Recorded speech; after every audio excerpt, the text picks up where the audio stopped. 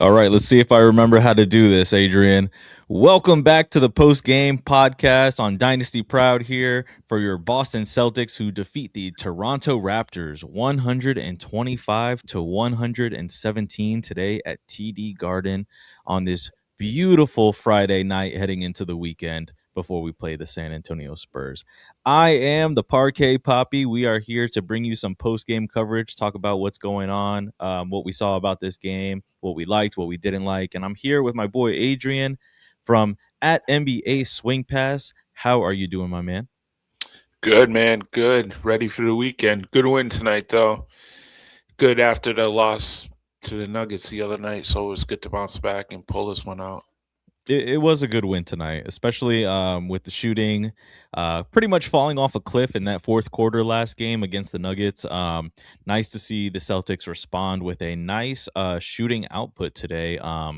Scored 25 points. They had 37 in that first quarter, 31 in the second. And we're pretty much around that same number going into the third and fourth quarter, trying to stave off a Toronto run where they had cut it to within 5 points right there in that fourth quarter. And the Celtics were able to maintain the lead and pull out the win with the helps of Peyton Pritchard and Jaylen Brown showing up in that fourth quarter today to help close the deal on that win. Um, a lot of great stuff from this game today compared to the last game that we saw against the Denver Nuggets. Unfortunately, we didn't have any post game pods the previous two games, but I was keeping eyes on what was going on, and just a nice comeback win. Going into this weekend right now for the Celtics, about to have a back to back against San Antonio tomorrow. So yeah, man, just everything about this game was just great. You got a little bit of everything from everyone on the team today, whether that was defense, whether that was shooting, just a really overall solid team win today. And yeah, that's honestly, the Celtics kind of have Toronto's number right now. They've won 3 of the games that they've seen from those opponents this year so far. So Celtics just kind of like know what they got right now, how to attack the Toronto Raptors, what they can do to win, and overall solid game, man. What did you like from this one? Yeah, I love the game, the ball movement. Sam Hauser hit 4 threes in the first quarter, so that was a good sign, indication he was going to have a great shooting night. I think he ended up with like 19 or so. I mean, the ball movement, it was unselfish play from the beginning. The ball was on a string. Everyone was touching, everyone shooting. I think we shot close to 60% or more field goal percentage in that first quarter, and pretty much the first half. Second half, it was just, Anthony Simons. He started cooking. It was a good shooting night. Everyone was shooting the ball. I think we had 5 guys in double digits, and that's team ball right there, Missoula ball. Exactly. Yeah. A perfect team win today. Like you said, Anthony Simons just absolutely, has been finding his spots, is finding his role on this team this year right now. It took him, about 30 games to get there, but lately, I mean, he's been invaluable off of the bench right now for the Celtics. So he's bringing that scoring that, otherwise, if Pritchard was not starting, we needed, we need that scoring to come off the bench, and he's been absolutely the spark plug on the bench right now so far, coming off the bench this season, and getting warm at a time where the Celtics are, kind of like starting to hit a stretch of, that's post the NBA Cup right now. So the games have been ramped up again a little bit right now in the schedule. Playing, they just came off of that 5 game road trip, and it's the season's back on right now, and when you need the scoring to be back on for the Celtics, especially coming off the bench, Anthony Simons has been invaluable off the bench right now for them, helping to build leads, helping to come back and just provide that spark plug that if the starters aren't having it, which has tended to happen this season a little bit, he has been absolutely the perfect plug to put in for the game right now, and just absolutely doing his job and doing it at an efficient level. And it's how much more can you ask for from the guy? Because we've been clamoring for this throughout the season. At the beginning of the season, basically saying, when's he going to show up? Was this the right move? And right now, it's paying off for the Celtics big time. Um, Yeah. and he's really made the case now of, hey, I have a role on this team. If you want me, you got me right now. You don't have to trade me. And him and Hauser, we had been talking about it this year. If they weren't going to find it, would the Celtics move on to, looking for something else, trying to get size or whatever? But Simons and Hauser have completely flipped the script. I mentioned it to you the other day on Twitter that they must have heard us, man, because right now they are just shooting at an insane, efficiency right now to help the team. And this is what we've been wanting. This is what we expected from them, and it's actually like coming to fruition now. And they're making themselves indispensable, which is, um, when you have a group of guys like that playing for each other, and you got the rumors of trade season coming and everything like that. You want the team to be together right now. You want them to be pulling for each other to do better. And right now, they're all doing that, coming together at the right time. And before the trade deadline, which is in about less than a month now. And it's feeling like right now that the team, that Brad Stevens, he likes what he has right now. It's going to take, I think, a lot. I think a falling off of a cliff right now for the Celtics offense for them to pull any moves right now, trying to move anybody to try to get a big. I mean, if they're going to try to move anybody, it's going to be like end of the bench kind of people. Guys that aren't getting a lot of minutes right now, DMPs.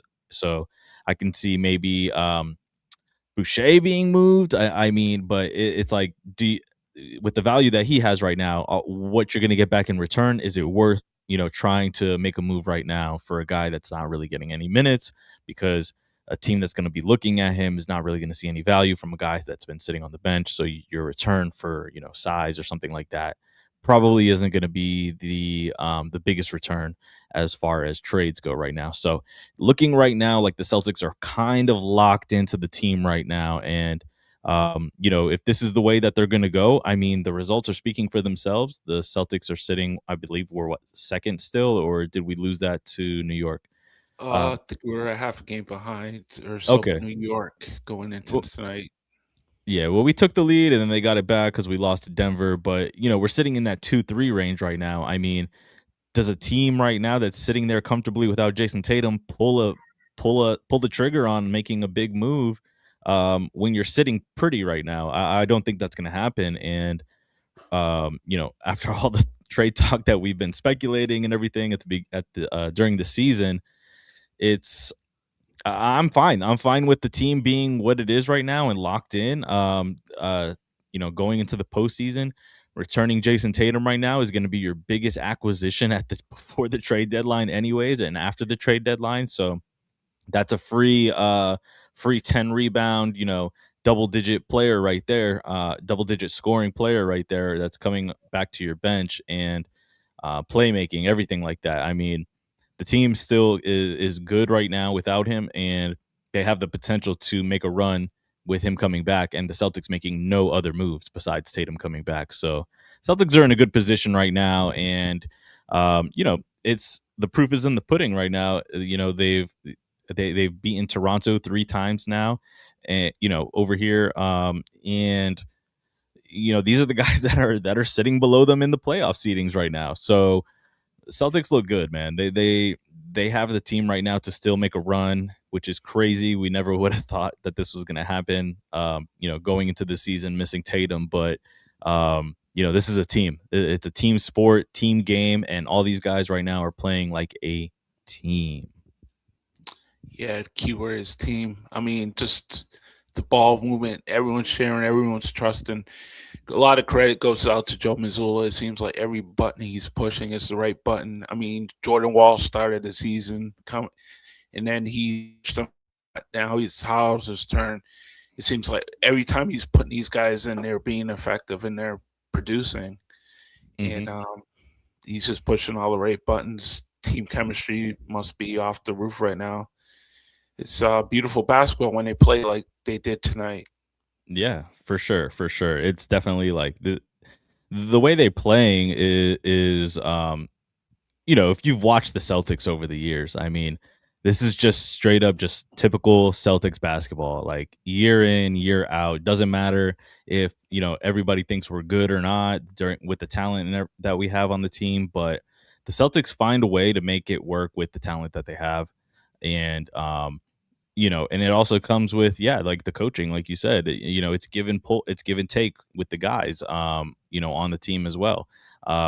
You know, People thought, like you were saying with the lineups and stuff, it is Sam Hauser's turn right now because when we had Jordan Walsh in there, great, he was an absolutely amazing spark plug. When he was in that starting role for a little while, but unfortunately the shooting cooled off, and you had to put a player in there to switch it up to get you some offense because the Celtics were in a stretch where they were going down by double digits every single time to start the games, and it was because of the fact that Jordan Walsh was not giving you anything offensively, and we had talked about it in the previous pods. There's got to be a time where Joe's only giving this guy 10 minutes a game now and having to go to the bench early. It's going to have to happen at some point with, replacing him, putting somebody in for offense. And we had talked about putting Sam Hauser back in there. Yeah. And then ever since he's been put back in there, the Celtics are now starting off hot offensively. They've been building leads. They've been giving it back a little bit in the games too, but I mean, I can only really say that we only really gave kind of like leads back in the last game versus Denver. I mean, Denver is one of the top offensive scoring teams in the NBA right now. Celtics are the number 2 offensive scoring team. And, that was going to happen. That last game with Denver, it was a battle. It was, two great offenses going at each other, building a lead, going on a run. The other team goes on a run. Absolutely great basketball game. Even though the outcome wasn't what we wanted, it was nice to see that the Celtics were battling a team out on the West Coast who's favored to, make it out of the West right now, alongside of OKC.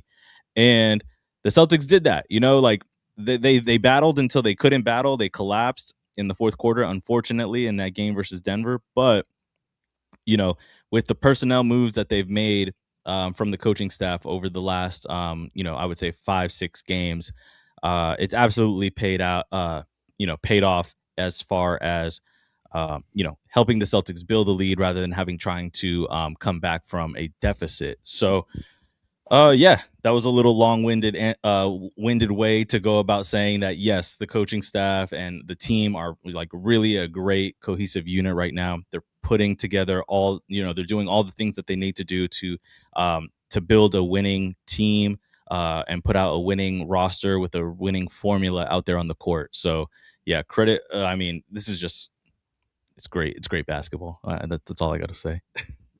Yeah, the player development crew. I mean, Kata, I mean, he last game against Denver, 20 rebounds. Tonight, he was active underneath, a couple of dunks, rebounding. He's steadily improving every game.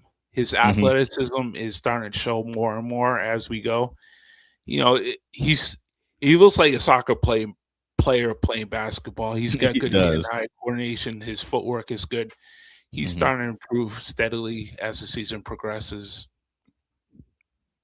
Absolutely, man. Kata has been. I mean, like he's been a revelation this year. It's absolutely insane because last year coming off the bench and everything, he showed sparks and showed flashes of what his potential could be. Now that he's had consistent minutes, with the starting lineup, it has absolutely helped him tremendously in his development. And like you said, that 20 rebound game last game going against the Nuggets. Okay, no Jokic on the team, right? But the Nuggets still have size. They still have Aaron Gordon down there, collecting rebounds and everything. And for him to get 10 offensive and 10 defensive rebounds in a game, I mean, he's putting in the work. And it's showing for sure. And like you said, the player development going on with this team right now. I mean, let's even look at the Maine Celtics. What's going on with them? I mean, they're developing guys down there in Maine at a crazy like I mean, like these guys are knocking on the doorsteps of the NBA roster, and just unfortunately, the Celtics have a pretty decent team that they don't have to really call up anybody from the Yeah. main Celtics right now on those two-way contracts. I mean, it's been crazy to see because even last year, the past couple years with Kata being on, I believe Kata was on a two-way, 2 years ago, and they had to bring him up a couple times. But it felt like the Celtics were going to the main guys a lot a couple seasons ago for extra depth that they needed, whether it was I don't know, like injuries or anything going on with the team. I don't the team doesn't really have an injury history, but it felt like it was happening a lot more in previous seasons than it is this season. And um that can only benefit the Celtics too if, we're getting into the later in the season and we got these guys on two-way contracts, say, uh barring any injuries from any of the guys on the team, Kata gets hurt or something like that, Luka Garza gets hurt. We have a lot of games that these guys can come play because they haven't really gotten a lot of NBA time on their two-way contracts yet. So um the Celtics are really, really poised. I mean, like, say one of the senders do get hurt on the team, you got Williams over there in Maine waiting to come up here and dominate on the boards. He's also a great passing big as well. So the Celtics are developing really, really well with what they've got. And if you're a real Celtic fan and you're listening to this and you're watching this post game right now, you should be excited for the future of this team. Even though we lost a lot of superstar talent last season, what the team is doing right now is absolutely insane, and you should really, really be excited for the future. You should really, really be excited to cheer these guys on and watch them play because they're giving it every single thing they got every single night. And if you were like one of those guys that were on the tanks, the tank fan club and everything, man, were you like you must be highly, highly disappointed watching these games, which would actually be a terrible way to watch the game, rooting for their demise. You need to root for them to win because that's what's going to motivate them. Why would any player want to be rooted to lose?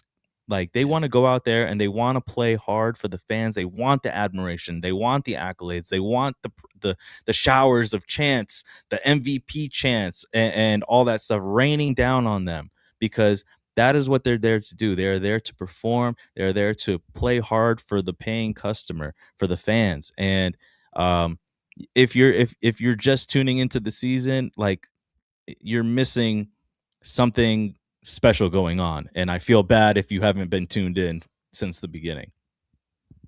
Yeah, it's a prove it year. Jalen Brown has literally carried this team for most of the games thus far this season. Now you've seen the supporting cast starting to, the Sam Houses, the Peyton Pritchards, even Derek White a little bit tonight. These other guys, the co-stars, are starting to contribute also. But it's a big season so far for Jalen. He's carried this team literally on his back. Now he's getting the MVP recognition. He's up to number 3, I guess, in projected rankings. Yeah, it's a prove it year for him. He's playing with a chip on his shoulder, and he just wants to prove all the doubters wrong. Yeah, coming back from the Celtics 5-game West Coast trip, Jalen Brown ended that phenomenal West Coast trip with a 50 ball in LA, which I was in attendance for.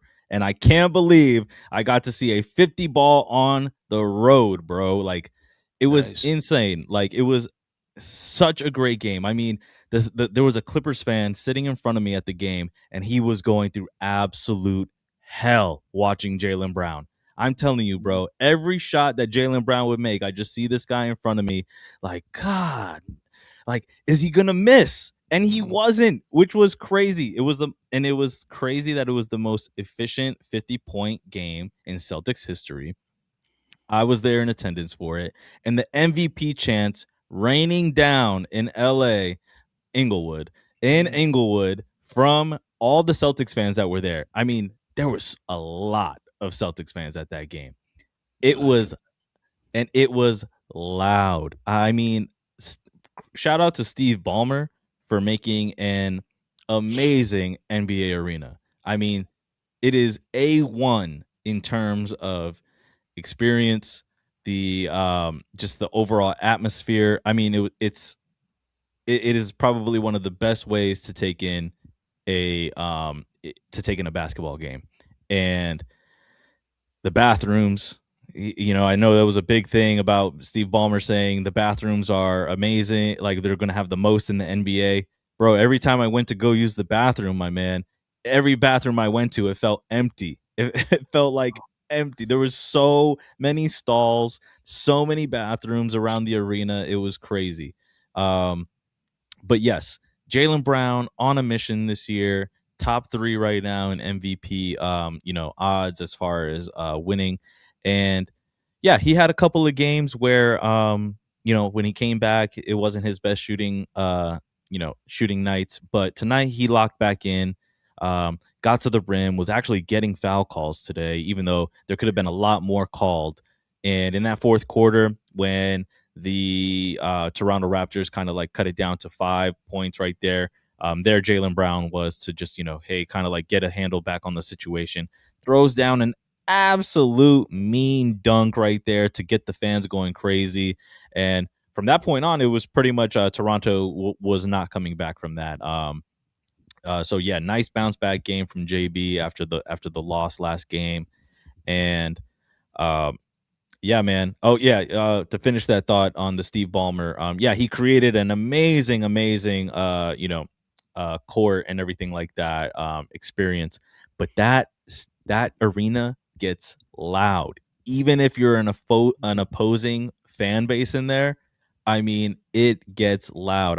I mean, Celtics fans travel deep, anyways, but um, when Celtics fans would get loud, I mean, the arena gets loud and um, just crazy acoustics in there. It has to suck building that stadium with all that money, and then when you have an opposing team show up and they have a loyal fan base, that your stadium is getting louder than when Clippers fans are in there cheering. So that's got to suck. But hey, we didn't build that. He did, so that's on him. Also, man, I don't know if you know this, but the in that game versus the Clippers, the wall, like their little gimmick where everything, all the no opposing fan bases are allowed to be in there or whatever. So somebody in the front office decided, hey, we're gonna go ahead and put white T-shirts in every single seat on the wall, and all of the T-shirts had the Jaylen Brown hair stain on like the shoulder of the shirt.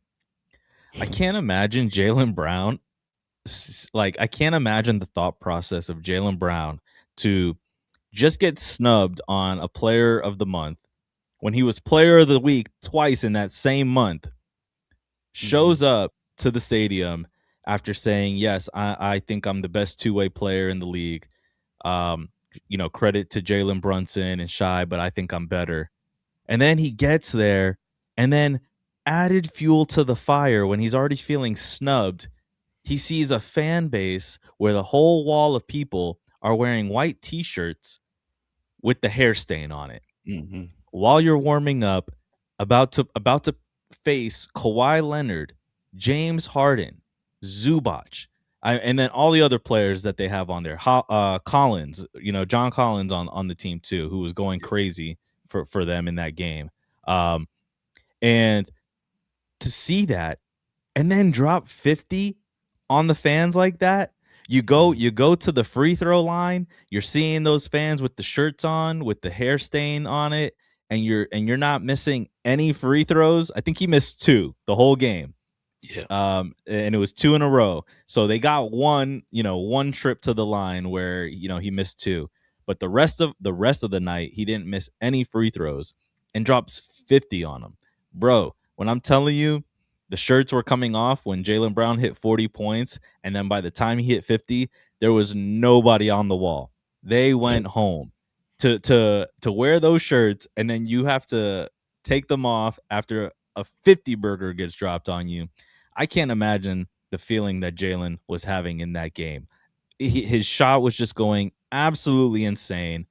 You have the motivation from the player of the month snub, the fan base wearing the hairline residue tees, and it was just an amazing game to go to. I am so fortunate that I was able to catch that on the road.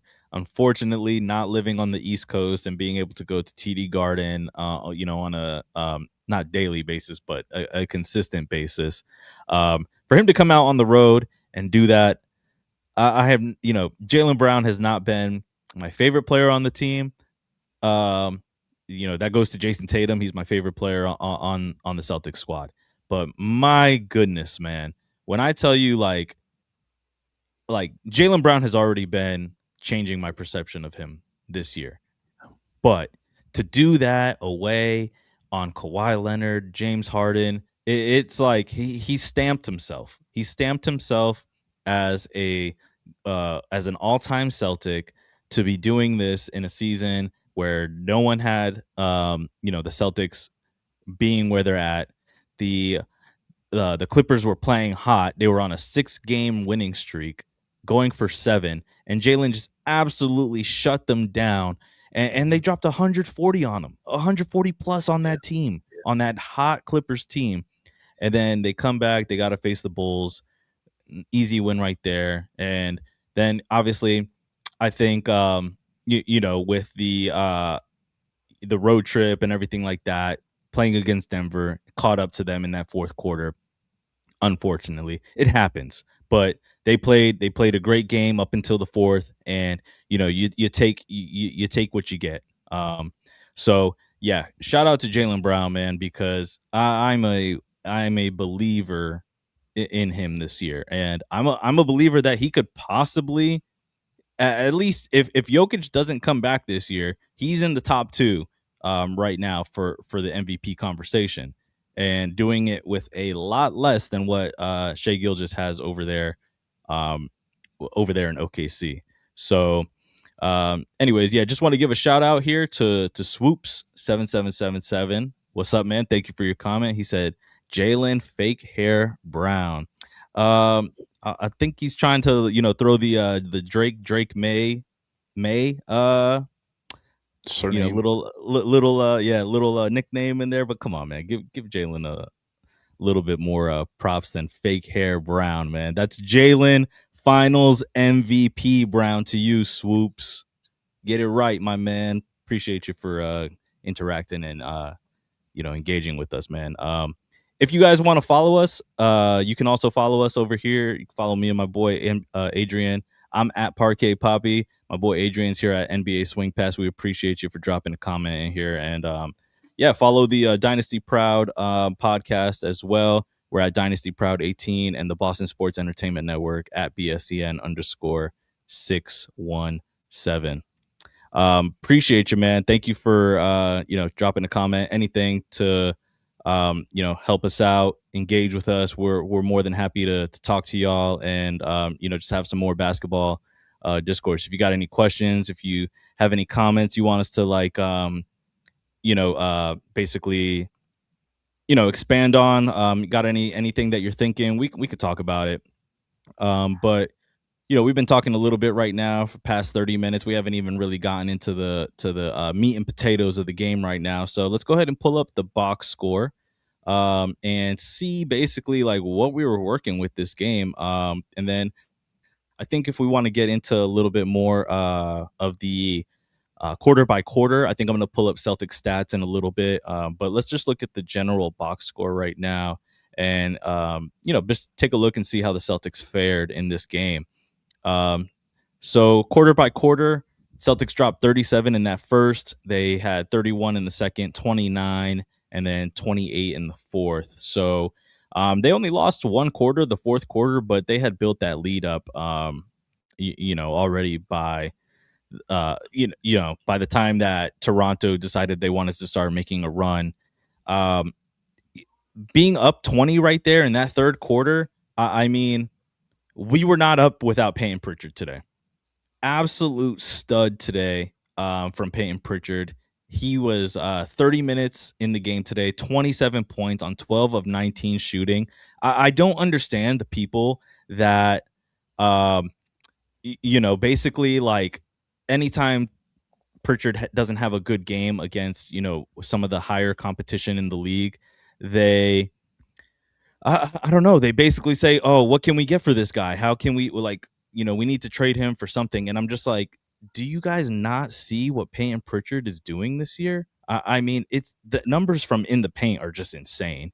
Uh, and he can still stretch out the defense from the three. His 3-point shot is absolutely still lethal when he's on. And there's people that really just say like when he has an off game, trade him. I don't get that. Pritchard has more than earned his right on this team, especially going forward. Um, so, I mean, we don't win this game today. We don't build that 20-point lead without Peyton Pritchard. Toronto's not a slouch. They're 23-16 on the season.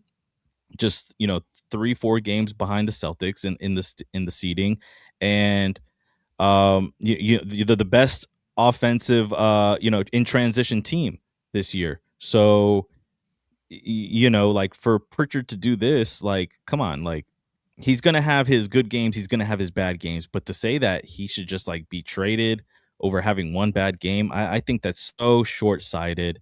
Um, and we're pretty fortunate, we're pretty lucky with having Peyton Pritchard on this team. Swoops coming in here with the Cade Cunningham MVP over Jalen.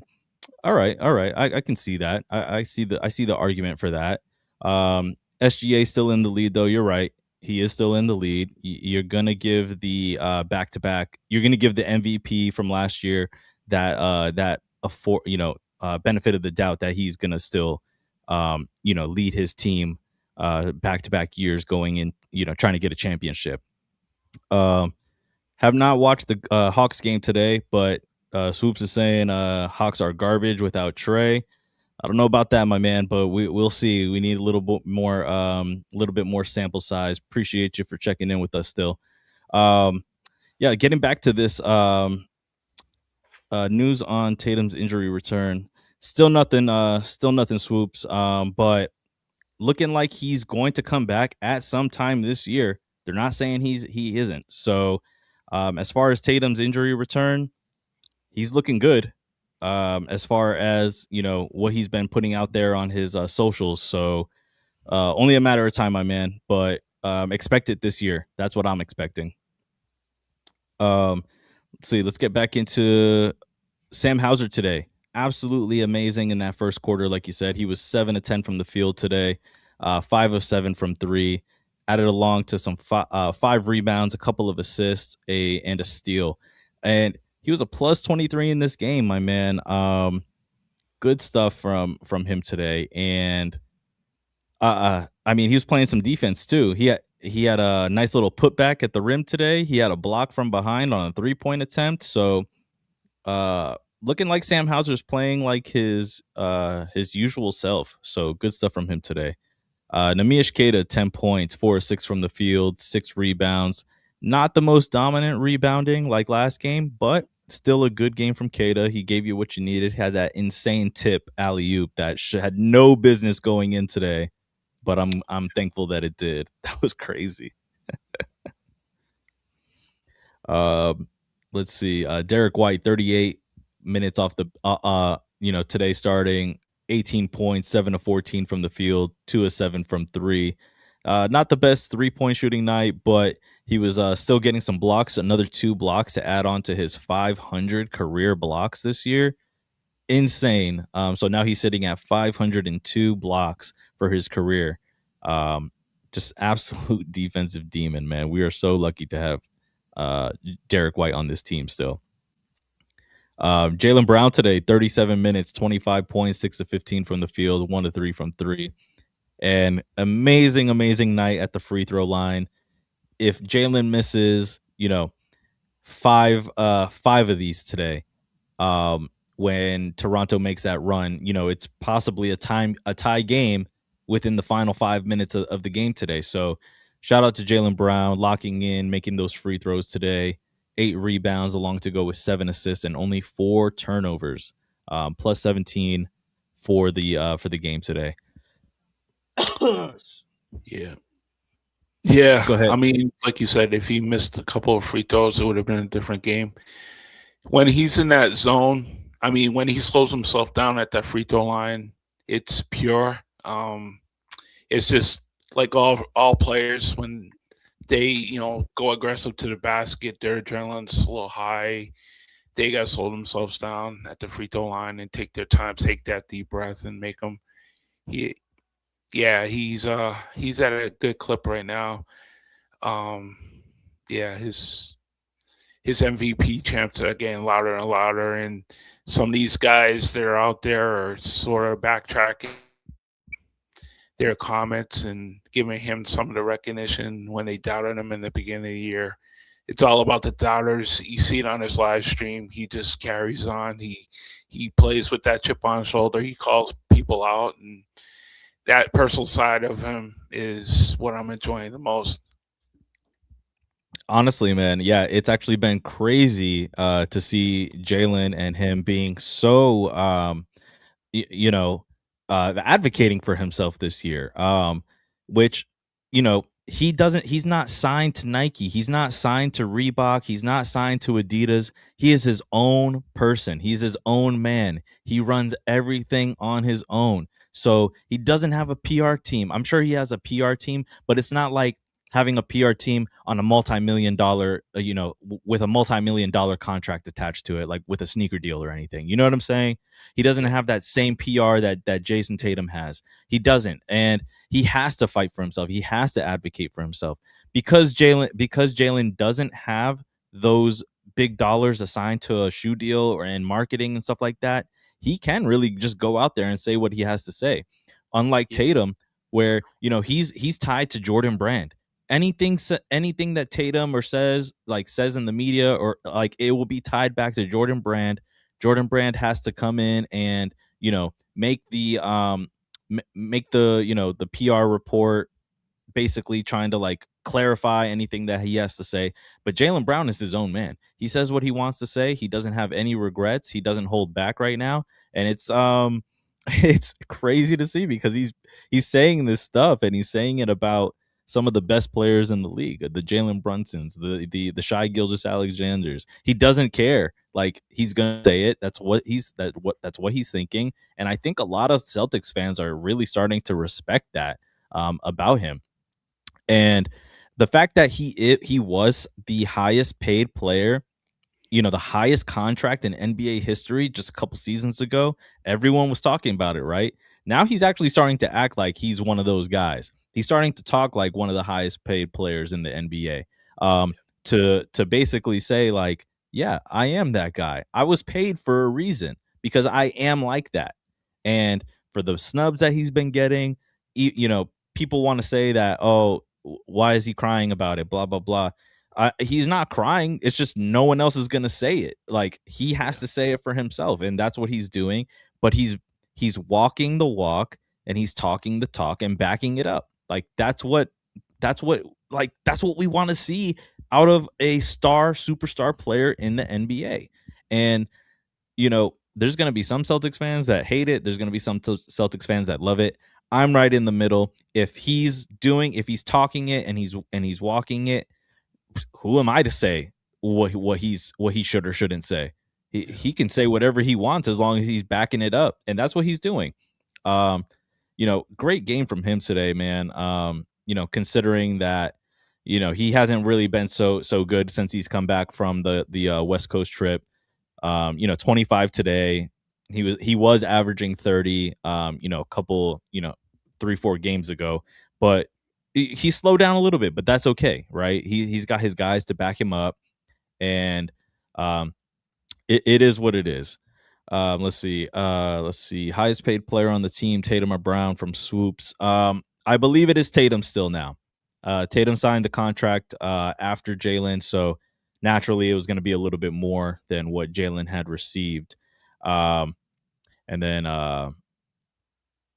Swoop said TWSN Sports said JT was not coming back this year. That's why he asked. A lot of mixed reports.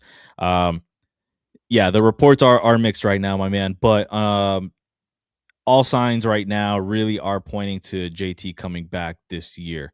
Um, don't expect a lot for when he comes back. Minutes restrictions are pretty much a guarantee for anybody coming back from this type of injury. He will be back though. I highly believe that he will be back this year. Um, it's just too much smoke right now. Where there's smoke, there's fire, and I'm gonna believe the smoke on this one. With the turnarounds Yeah, in surgeries, as far as recovery goes and everything. I mean, it's pretty unprecedented for the top Achilles surgeon being in New York, where Tatum snapped it and he was able to perform on that injury. What within 5-6 hours of it happening? I mean, it's pretty unprecedented for an Achilles injury.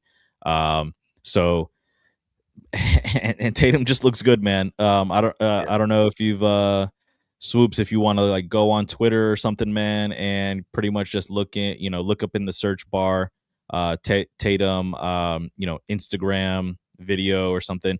The videos are out there, my man. The speed is ramping up in in his drills that he's been having, and yeah, if you're still tuned in, man, definitely give yourself a chance to look at how he's looking, because seeing what he's doing, dunking, playing one on one, step backs, right now. I mean, it's just a matter of time the way it's looking. Um, yeah. On that too, I just want to expand on that a little bit. yeah, The go for it. Celtics typically don't leak reports. So if Brad Stevens or the front office people doubt that Tatum's coming back, they're not going to leak it. I mean, he just won't play at some point.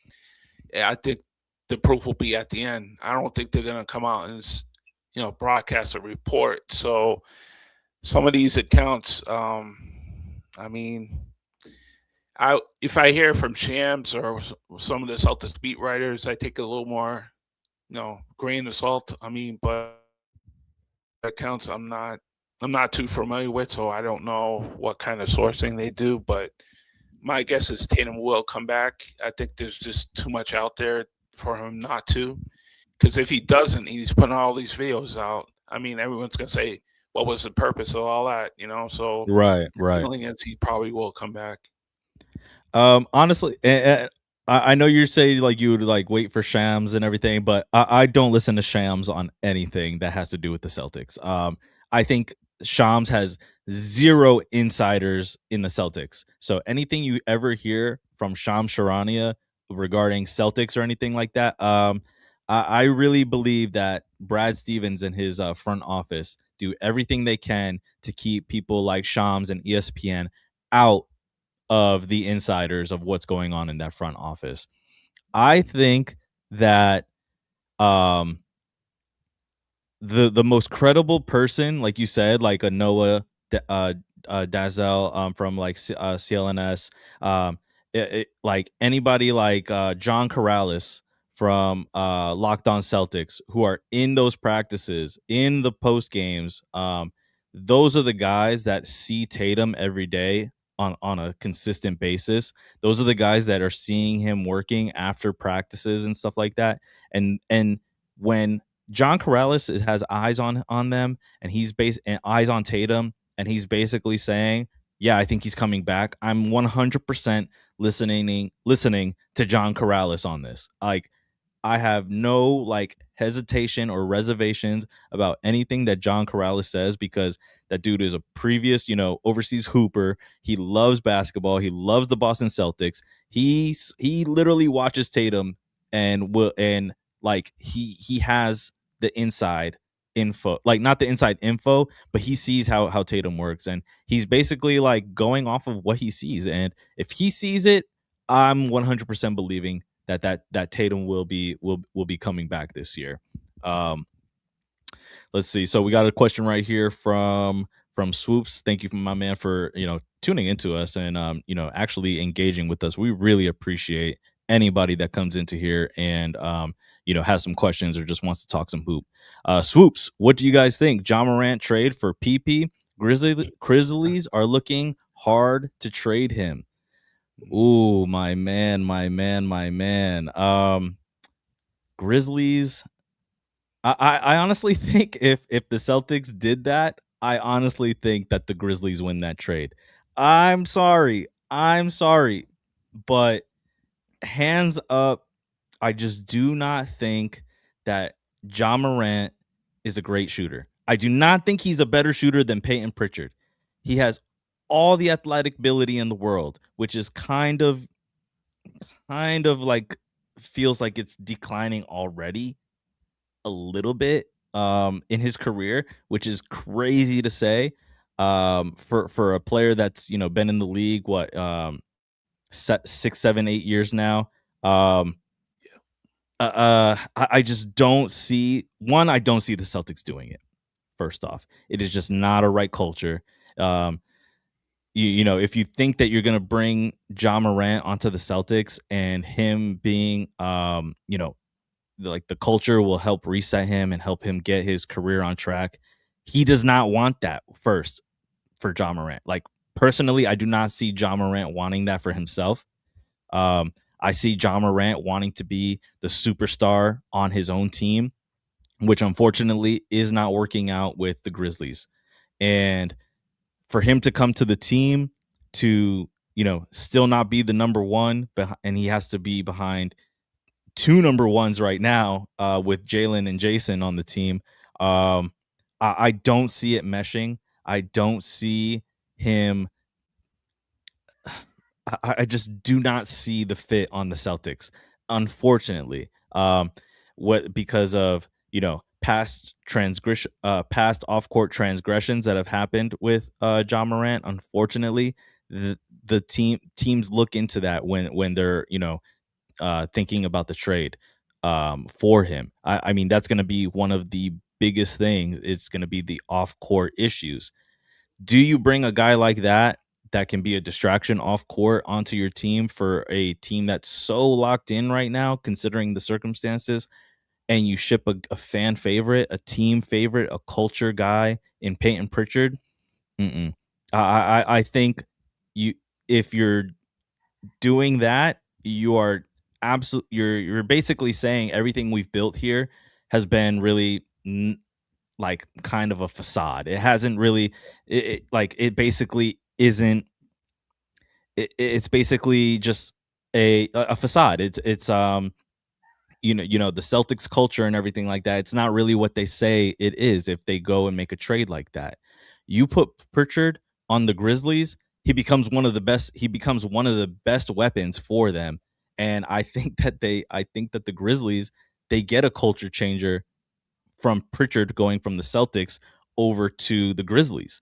Um, who was talking about it the other day? Um, Brad Stevens when he was interviewed, and he was like, "Yeah, you look around the NBA and all these good teams right now, they have previous Celtics on their team.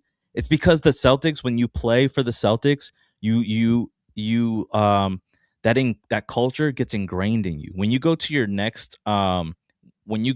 to your next team, whenever you're done with the Celtics, you bring that winning culture, you bring that kind of like mentality to the other guys. You become a Celtics veteran, right? Like you're not just a regular veteran in the team. You're a Celtics veteran. You're from an organization that has won 18 championships. You're now on a team that hasn't had much success, and you want to bring culture guys like that onto your team to establish the younger generation, the younger guys on the team with that culture. So I 100% think that if Peyton Pritchard ever went to the Grizzlies, he's the culture changer. He's one of the culture changers on the team. He's one of the guys that's going to be like, this is what it takes to win because I have been a champion. John Morant doesn't want to go. I don't see John Morant as being one of those guys that wants to go and fit into a culture. He wants to be his own guy. That was the super long answer for that, my man Swoops. Thank you for asking. Adrian, if you got anything else that you want to expand on that, because I feel like personally that it would be a bad move for the Celtics. Yeah, that's a trade I would never do. First of all, it's not just going to be Peyton Pritchard. it would be 3 or 4 guys, maybe a couple of picks. You deplete your bench, you get rid of one of your better players, and you give up draft capital. It's something, and like you said, it's not a culture fit. Right now, maybe in the future, he'll be about winning, but right now he's not about winning. He's about himself. He's a me player, and we don't need me players. We need a team, a cohesive unit playing together. I would never do this trade. I don't think the Celtics would ever entertain it. I think Brad Stevens hangs up the phone, to be honest with you. Yeah, I think so also. If you're calling for Peyton Pritchard, I mean, it's gonna take a lot. The Celtics are gonna have to give up a lot as well because the salary with the with the new CBA, my man, the Celtics are gonna have to give a lot with Pritchard because that contract is so team friendly that you just anybody calling for Pritchard, I mean, it's just like he's kind of like locked into the team with that contract because it is Yeah. so team friendly that it's just like you got to give up a lot with Pritchard to get someone that's not really going to be a culture guy. Like you said, you hang up the phone. You hang up the phone. Um, but yeah. Thank you, man. Thank you for that question, bro. Really appreciate it. This has actually like been one of the most talked one of the episodes where we've talked a little bit other about everything that's going on besides post game. So appreciate you for hitting us up, man. I think we want. Let me get to one more player on the over here on the box score. We were finishing up with Peyton freaking Pritchard, my man. 30 minutes, 27 points, 12 and 19 from the field, 3 of 5 from 3. I mean, he was just doing absolute work in that paint today. In that third quarter, especially to help build that lead. 8 assists to go along with 5 rebounds, 1 turnover. He had a block today, surprisingly. Don't remember where he got that, but might have been early in the game. Can't remember. He's my player of the game. Just what he did in that third quarter to help build that 20-point lead. It was just elite shot making again in that paint area, man. He's been doing it all year. It's just if you don't find that valuable for this team, I'm sorry. I'm sorry, guys. I don't know what kind of Celtics fan you are. I don't know what you're watching. And yeah, man.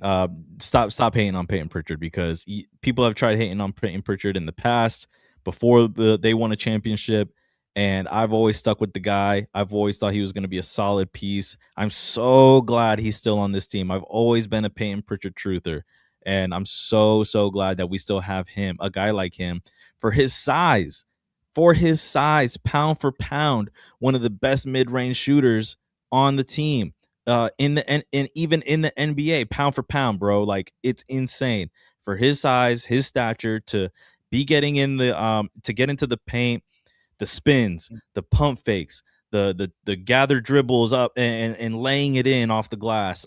He gets these the centers in the air and then just 2 steps right by him to get up a nice little easy lay. He's got a bag down there.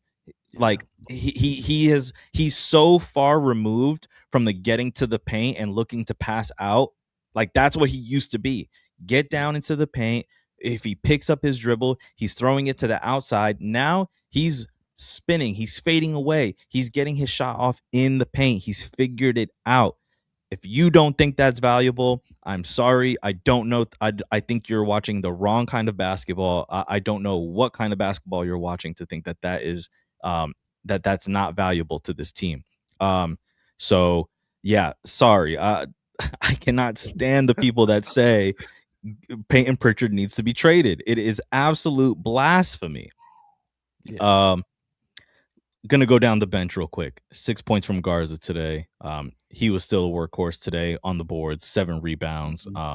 You know what you're getting from Luka Garza now, night in and night out. If he adds the points to now as well, that is just a bonus. But he is in there for his defense, his rebounding, and great game from him today. Even though the shot the shots weren't going in. Anthony Simons, 26 minutes, 15 points, 6 of 11 from the field, 4 from 3, and another game, 5 assists from him today as well. He was a -10, but during that time that he was a -10, he was really like on the court where no one was able to score, and that was when Toronto was making that run. I really do not care about that plus minus because 15 points off the bench, another great game from him today. He was absolutely hot, making some tough contest, some tough lays. I don't know if you saw that layup where he threw a little bit of English on there and, going up contested, throws a little English off the glass, high up off the glass, goes in. I was like, wow. I was like, I can't believe that shot went in. A great game from him today. Yeah.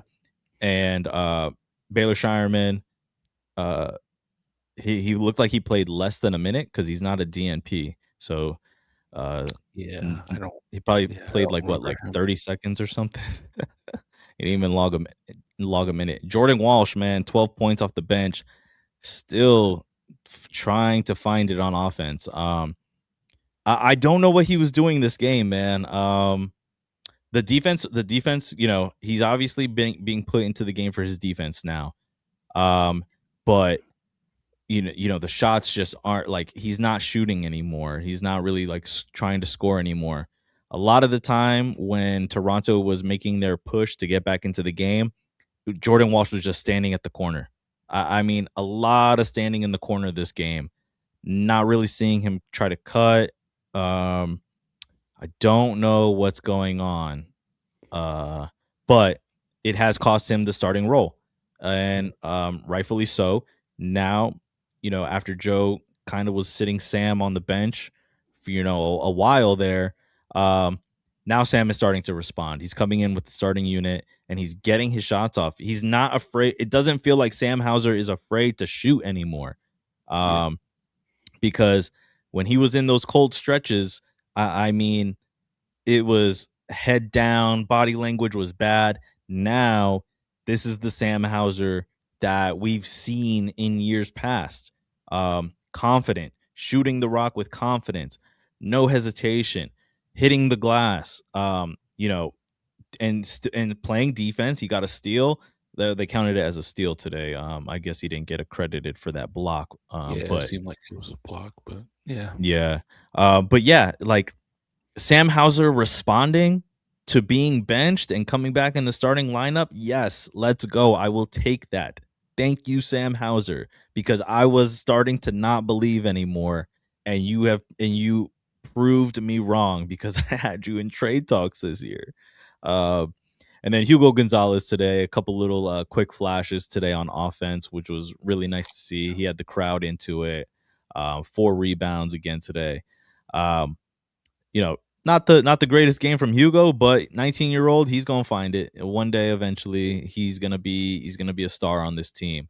That was the quick box score rundown. Man, facing now San Antonio tomorrow. It was nice to see Luke Cornett today at the game. What a great guy. Yeah. Coming to cheer on your former teammates when you guys got a game tomorrow against them, and he's just sitting there taking it in, just remembering that he's an NBA champion with these guys, and man, still wish he was on the team. Love Luke Cornett. Yeah. But yeah, facing San Antonio tomorrow. How are you feeling about that? What are your predictions? It's going to be a test. I mean, San Antonio is one of the top teams out in the West. They got a good squad, good young team. Mm-hmm. You got Wemby, you got Castle, Cornette. I'm missing a couple guys, but they're young, athletic. They're going to be a test for the Celtics tomorrow. The size is going to show. You got to put bodies on these guys and move them out of the paint and just throw your butt weight around, and you got to play a little more physical than you did today underneath. That's for sure. Yeah. Yeah. Second night of a back-to-back. After you just played a tough team in Toronto right now, where they made a run, it almost felt like the Celtics, after they went up 20, were playing. They let go of the rope a little bit, almost like trying to conserve a little bit of energy going into tomorrow's game. Fortunately, it did not bite them. And you know, Toronto did not take a lead, but it was pretty close right there. It got a little hairy, but they ended up pulling it out. But I think that they did once they went up 20, they were kind of just like, all right, Toronto, we kind of got them where we want them. And let's try to like conserve a little bit. We're playing tomorrow as well, and yeah, we'll see. We'll see how it fares for them tomorrow. So I think the Wemby matchup, it's going to be tough. Wemby, Cornette, that's a lot of size. If the San Antonio Spurs play double big, I mean that is a mean double big lineup if they put Luke out there and Wemby. Celtics would I wouldn't say obviously, but maybe Joe tries to counter with a double big of Luka and Nimi, but we haven't really seen that this year. Do they try it? Do they try to to counter what San Antonio is trying to do with putting size out there? Do they say stay small? It's gonna be a interesting coaching battle as far as what Joe Mazzulla has to work with in tomorrow's game. Unfortunately, I will not be able to do post game, which sucks. I'll be working, so um, I'll be tuned in, but trying to sneak some glances at work. But um, I think I think the Celtics. I think the Celtics win this next one. It's going to be a close one, but man, it's just so tough because, like you said, they got a young, athletic team. They got size. Um, I think you're gonna need like another JB, like 35 point kind of night, 35, 36. You're gonna need at least 20 from D White and at least 15 from Pritchard if this is gonna be a game. Um, Yeah, Swoops. Nobody can guard Wemby. Yeah, man, he's gonna be a tough guard. That's the alien. So, it's gonna be tough. It's gonna be a tough task for the Celtics. But I think that they can win it. I think they go back to shooting a little bit more threes this next game. Yeah. Um, let's see. The Celtics only took how many 3-pointers today? 28 threes. Okay, that is not like they're usually kind of like sitting in the 30, to 40 kind of range when they're playing, teams kind of like this. So Mhm. I see the 3-point attempts going to be they're going to be amplified a little bit. They're going to be up there a little bit because you're going to need to take 3-point shots to keep the defense honest. You're going to need to pull out Wemby out on the perimeter. And we've seen the Celtics this year. I've been talking about it all year. A lot of the opposing teams are taking a lot of 3-point shots against the Celtics, and they talked about it today on in the game that the Celtics are letting like the number one team in the league for letting teams take threes, and then the number one team for other teams making threes on them right now. So that's kind of been the Celtics game plan this year. Is kind of like, all right, we don't have a lot of size in the paint, so we're gonna kind of like, take that away. We'll leave the other opposing teams with the perimeter and let them shoot. Let them kind of like get out of their game a little bit Yeah. because they don't have the elite 3-point shooting like how the Celtics do. So it's been working for them. The Celtics are giving up a lot of threes. It is miserable to watch at points sometimes this year where you're just like every single guy on the opposing team is hitting threes and they're hitting them like guys that aren't even supposed to be shooting, you know, uh shooting from the 3-point line well this year, but when the Celtics give them wide open, uncontested threes, right, these guys are going to make them. It's just the Celtics are really banking on the other team starting to miss them. Yeah, they start off hot, but eventually fatigue comes into play in the game when it's getting later. You've taken 40, 53 point attempts. Some guys are taking more than their normal. It wears on them, right? So the Celtics have been kind of relying on that for other teams. Like, hey, if you want to try it, go for it. But you don't have good shooters like we do. This is what we do. So, I mean, I see them still sticking with that same game plan because they're going to keep doing that. They're going to keep, they're going to try to take the pain away, especially when a team has size on them, which most of the teams do this year. So they're probably going to let San Antonio shoot a lot from the 3-point line, but the Celtics are also going to have to shoot a lot from the 3-point line too, because you have just two monsters in there with that can paint protect, like Wemby, like Luke Cornett. So the Celtics are going to be shooting a lot of threes coming next game. That's what I'm thinking based on the trends that we've seen this year. There's one matchup I'm particularly going to be interested in watching is that Castle. I wonder if they're going to put Castle on Brown. That would be my guess. Castle's a really good perimeter defender. He's physical. He's long. Well, he's not really long. He's just athletic. I mean, he's probably one of the better defenders on the team. He's a great young player. I mean, this is with San Antonio being where they're at on this season. I mean, playing the Celtics, who are 2-3 in the East right now, this is kind of like a statement win for them too. The Celtics are only a couple years removed from a championship. Jaylen Brown went to the West Coast and dropped 50, and these young players, when they're playing talent like a Jaylen Brown, they're gonna want they want the matchup like how Jaylen Brown wanted the matchup against Kawhi. Maybe, like you said, Castle comes in, that's the matchup, and they go at each other, and we get a really good game. Castle tries to make a name for himself playing against JB, who calls himself the best two-way player in the game. It's going to be a great game. It's going to be a really good East versus West battle tomorrow, and I'm excited to see the outcome. I think the Celtics can do this. Just take the threes. You got to play Missoula ball to the max, and hopefully the shots hit. Which you need an on night from everybody from the three. So that's the one way that you can beat them. Keep them honest on the 3-point. Defending the perimeter, shooting the three, making the three. That'll open it up for you down in the paint. I have no hesitation in seeing Jaylen get down into the paint, driving. I want to see a Jaylen Brown poster on Wembanyama. That's what I want to see.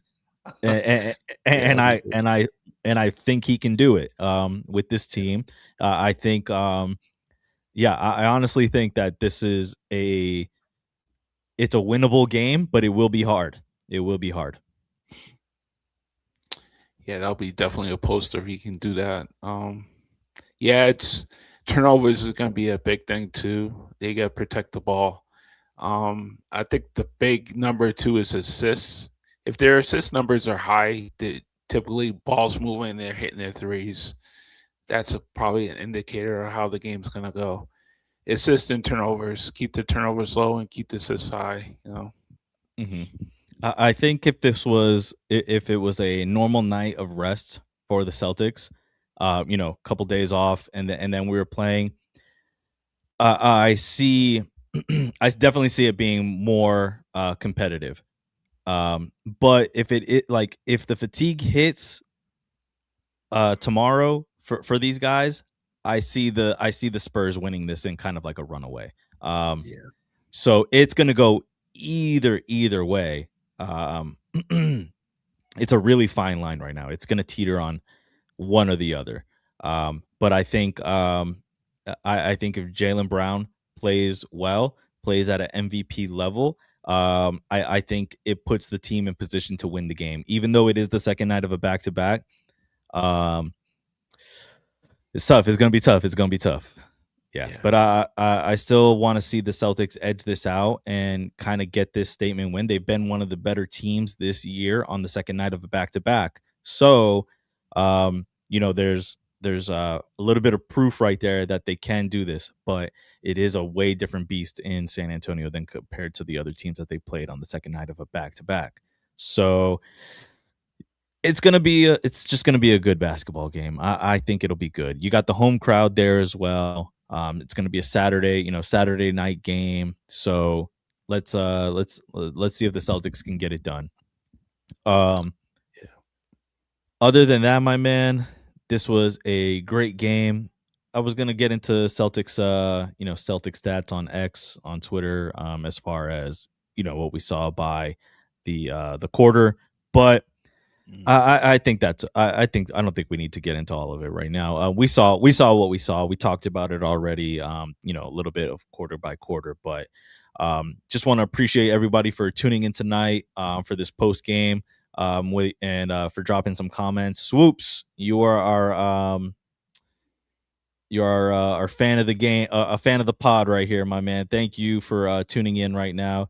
He says he doesn't think that he said not happening for the Celtics winning over the San Antonio Spurs tomorrow, but he said it should be a big game for JB.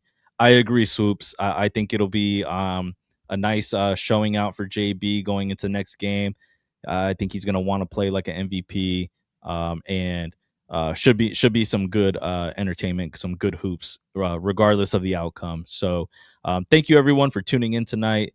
I am the Parquet Poppy. This is my boy Adrian right here at NBA Swing Pass. We're doing the post game for Dynasty Proud on the Boston Sports Entertainment Network. We'll see y'all in the next post game, whenever that happens to be. I gotta update the schedule. But tomorrow's game, no podcast for post game, unfortunately. Spread the news, spread the pod out. Let people know that that we cover here live after the game, and we appreciate anybody that tunes in and just helps us out, helps us build our little network that we're doing here for the Celtics and for Boston Sports Entertainment Network. All right, I'm done rambling. Y'all have a good night. Peace out. And as always, go Celtics. Talk to you later, Adrian. Go Patriots. Yes, go Pats. Beat the Chargers, baby. Woo! Ends tonight here. It's over. Time to say it again, Boston. Anything's possible. Banner number 18 has been secured. The Celtics are NBA champions.